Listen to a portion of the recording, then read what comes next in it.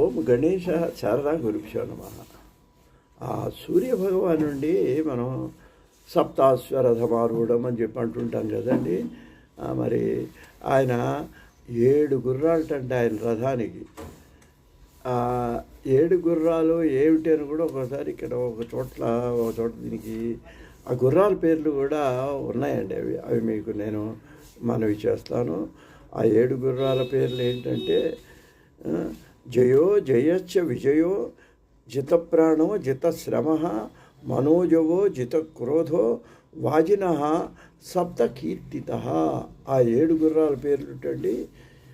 ఒకదాని పేరు జయ అంటండి, రెండో దానికి అజయ్ అంటండి. ఇవి వ్యతిరేకాలుగా కనబడుతుంటాయండి. అదేం కాదండి అలా. మూడో దాని పేరు విజయ్ అంటండి. జయము విజయం, ఇంకా విశిష్టమైన జయం అన్నమాట ఇది. జితప్రాణ, ప్రాణాలకు తెగించి కూడా అవి ఆ రథం లాగుతాయి అన్నమాట. జితశ్రమ, శ్రమను కూడా లెక్క చేయకుండా పనిచేస్తాయి. జితశ్రమ. మనోజవ, జితక్రోధ. ఇదండి 7 పేర్లు. మనోజవం చూడు, మనసు కంటే వేగంగా పెడితే ఏంటండి ఆ హనుమంతుడికి ఆ పేరు అండి. మనోజవం మారుతత్తుల్య వేగం అంటుంటారు. అక్కడ కూడా మళ్ళీ జితేంద్రియం ఉంది. అలాగా ఇవి ఈ 7 కూడా జయము, అజయము, విజయము, జితప్రాణము, జితశ్రమ, మనోజము, జితక్రోధం అనేది సూర్యుని యొక్క గుర్రాలు అని మనకు పురాణాల్లో పేర్కొనడం జరిగిందండి. అయితే ఆధునికులు ఇంకొక సంప్రదాయం కూడా చెప్తారండి.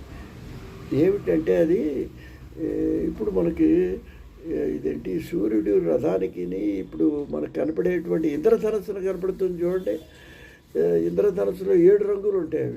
అది విబ్జిఆర్ అంటారు. వైలెట్, బ్లూ, ఇండిగో ఇవన్నీ ఉంటాయి 7 రంగులు. ఆ 7 రంగులను కలిపి మొత్తం గిర్రమని తిరిగితే ఒక చక్రానికి పెట్టి తిప్పితే అది మళ్ళీ తెల్లగా వచ్చేస్తుంది.